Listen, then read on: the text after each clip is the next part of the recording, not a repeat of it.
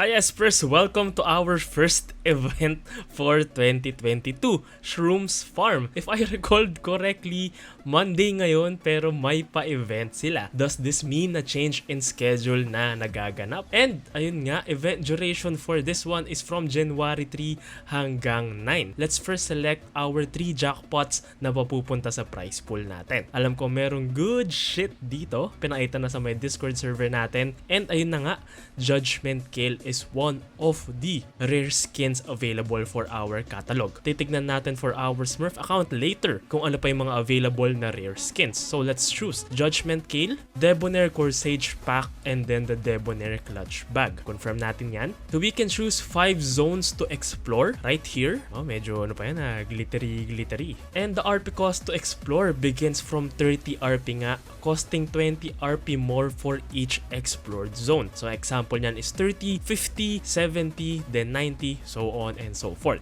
Mamaya na ako magko-compute niyan kasi alam kong mahihimatay ako kasi we're going all in. Earn additional milestones nga for our milestones reward for every 12, 20, and then 25 zones. We can only refresh the zones after we have won all 3 jackpots. So now, let's choose ang ating first 5 zones na i-explore. So for our first 5 zones, it's 30, 50, 70, 90, and then 110.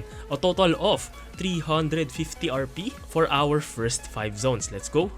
And I think we've already won the first grand prize, Debonair Corsage Pack, and then we won 50 Debonair tokens as well as 3 Debonair orbs. Hex the key as well. Pero mukhang babawiin ko agad yun kasi there's no mark right here na nakuha na natin yung Debonair Corsage Pack. Let's choose our next 5 zones. 850 for the next 5 zones. Aray! Tatlong Hextech chests, 2 Debonair orbs, and then 50 Debonair tokens. Para sa Judgment Kale, totoo ba yan? Well, wala pa tayo nakukuha sa tatlong pinili natin na grand prize, quote-unquote. So let's just proceed. Our next 5 zones would be this one for 1,350 RP. Worth nito is 1 epic skin already from the shop.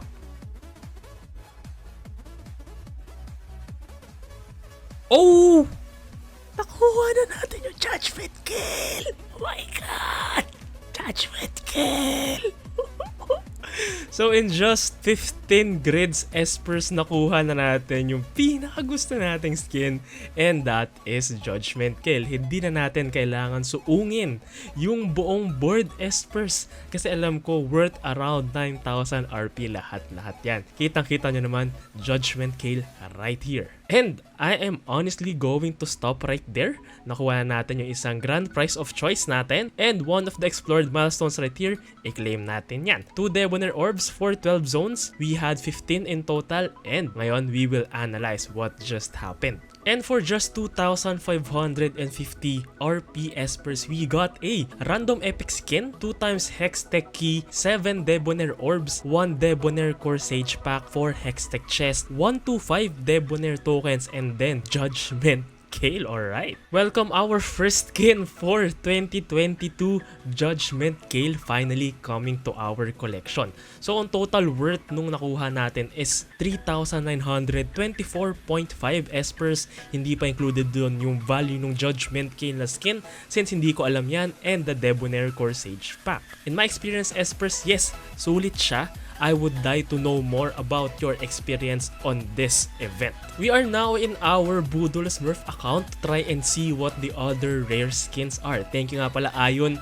Dito na ako maglalagalag if ever need talaga silipin yung latest skin line or yung mga available rewards na hindi kita sa main account ko. Nga pala, I would be rating this as a 7 out of 10 based on my experience, but this will not be applicable for everyone or I might be wrong. Kaya naman if you did try this event, please comment down below kung paano yung naging experience ninyo since mine was very pleasant. Recap lang tayo that we spent 2,550 RP to get 3,925 RP worth of prizes plus yan. Since ayun nga, we don't know the value of Judgment Kale and Debonair Corsage Pack. Mostly kasi libre lang yon. So right now, in our rewards right here, we can see that King Ramos Spirit Blossom Timo Prestige Edition. Hindi ko alam kung kasama yung border icon yan, but this was available sa may event shop, kaya naman baka wala. And then Judgment Kale right here. So sa mga collectors dyan, if you are aiming to get a new skin na wala ka pa, Judgment Kale and King Ramos is right here around the corner. Last skin line that we can see right here is Dawnbringer Yone from the Dawnbringer Nightbringer. And these are all legendary skins nga, Espers. Scrolling sa may pinakababa, wala naman ng ibang kakaiba pa. Nakakabulol yun ah. But as you can see, Coven, Dawnbringer, and Project Space Groove even Battle Academy skin lines are right here in Shrooms Farm. Sorry for the late upload as we still had a tournament kay The Potato Kingdom. But then don't forget to like, share, comment, and syempre subscribe. Salamat sa mga nanood nung nag-live ako na i-claim or i-try yung event natin right here. But that's Shrooms Farm, our first event for 2022 and our first skin even for 2022. I will see you for our next Budol event. Kakapain pa natin kung Monday, Tuesday, Friday na schedule nila, but nothing's for certain right now. Till then, Espers, stay safe and syempre, good luck sa grind ninyo.